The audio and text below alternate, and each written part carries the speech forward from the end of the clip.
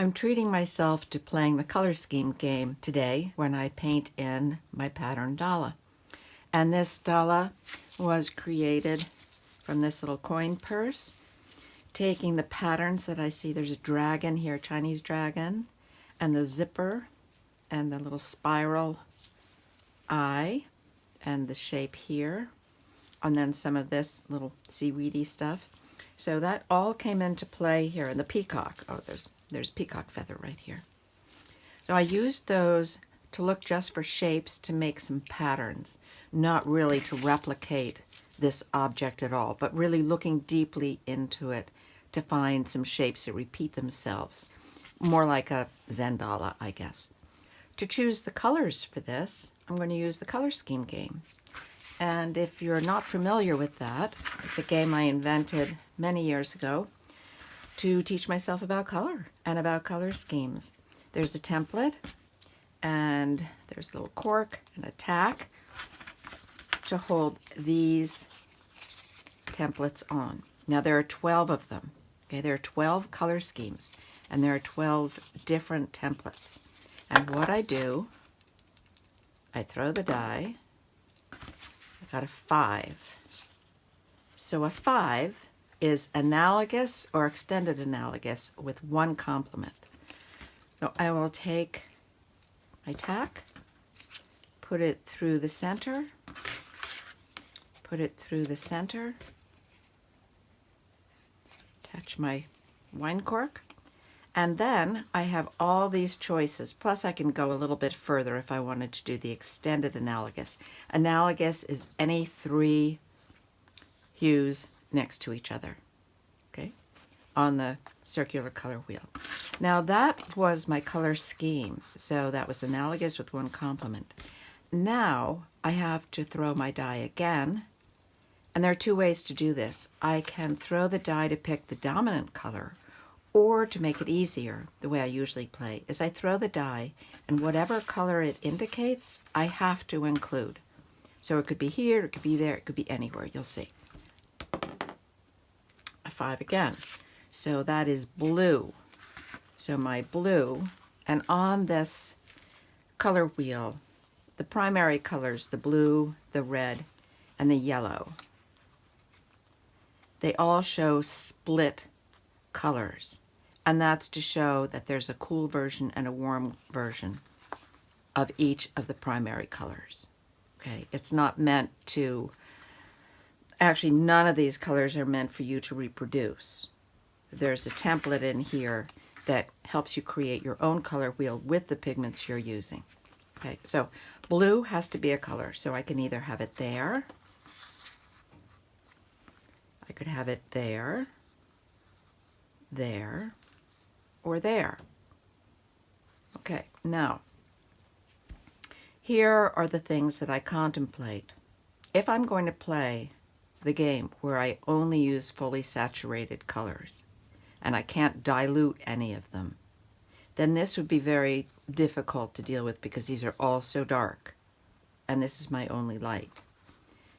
Same thing here, these are all really close in value. And this is close in value too. You know, it's not much lighter. That's orange, not a yellow orange, that's an orange. If I move to here, I've gone darker with my orange, gone into red orange, and I still have darks there. So I'm not too crazy about that. I'm going to lose my pattern and my fun completely. Now, if I have my blue as my complement, then I have yellow orange, and I can go very light with the yellow orange. I have orange, and I have red orange. So that would be much better. I'm going to go with this. I will allow myself to dilute a little. I'm not sure that I will, but I'm going to allow myself to. I like to keep things pretty saturated. I'm also going to use the same palette that I used for several of the Dalas in the 30-day Dala Art Challenge in January of 2021. The way that it's a little bit different from the palette I normally use is that I've added a green. This is a Viridian. This is a bamboo green. And instead of the alizarin crimson, I'm using the permanent alizarin crimson deep. And that's a little bit more to the maroon. It's a little bit more neutralized than the permanent alizarin crimson that I normally use. But I have these squeezed out, and it's fun to do the different Dalas and to see that I'm using the exact same palette and getting very different results. I don't plan everything out ahead of time, but I will plan a little bit here because I have my blue. I want my blue to be accent colors. It's a toss-up as to whether I want this to be blue or whether I want these to be blue. And I think because I don't want blue to be dominant, I don't have a lot of range in here, so I'm going to have to really extend my range by making this very, very light. I'm going to go with this being the dark blue. So I want to have my adjacent shape a warmer one of these. So I will mix up an orange. Then I will show you, I will be pulling the puddle. I'm going to mix up plenty of my colors so that I can do all this area, and I'm going to carry this down through most of that area. I don't have to. I could stop it there and have a different color here, but I really want this behind the zipper and the spikes on the back of the dragon. I'll go ahead and mix up several puddles so that I can just paint them in as I wish. I know what colors I'm using. I need blues. Now, I don't have to stick with just one blue. I can vary the blue a little bit. And I have red orange to yellow orange. So I can use any of these. I won't be using the green because I'm doing blue, so forget the green. But I can use all of these. These I can use to mix my yellow orange and my red orange. And these two blues, this is a phthalo blue and an ultramarine blue, I can use any kind of mix of those or variety of mixes for my blues. And you'll see even after I make my puddles, I'll leave room on either side to adjust those for variation. And these are two paints that were squeezed out, and then of course they do harden a little bit. So I'm dampening them to soften them up. If you're using it straight out of the tube, then it's a little bit easier. And I use an eyedropper to keep everything clean. With my water, I will use one to keep clean, and I'll use the other two for washing my brush out. And then I change my water frequently. The permanent alizarin crimson deep is really a warmer alizarin crimson than the permanent alizarin crimson. There is the alizarin crimson deep, and there is an alizarin crimson. Okay, I don't remember who the manufacturer of this one is, but you can see the difference.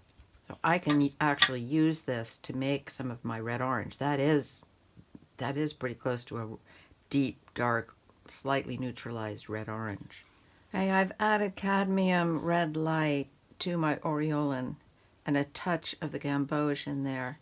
And this is what I've got. So that will be my very lightest, and I will call that my yellow orange. This is the aureolin before I warmed it up with the red. This is a cool yellow, and I warmed it, and this is a very light yellow orange. This is the Joe's blue.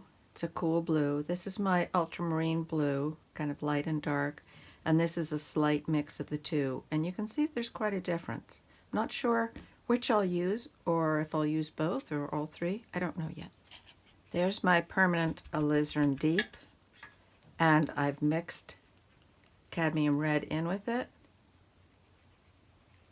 and it gives me a nice red orange. Now I'll take a little bit of this and add a little bit more yellow to it. And I've got other variations of orange, red orange. So I've got a lot to play with there. It's pretty nice. We'll see whether I want to use a cool blue or a warm blue. I'm thinking I'm going to go more with the cool blue. So here's my palette, and I can start painting in.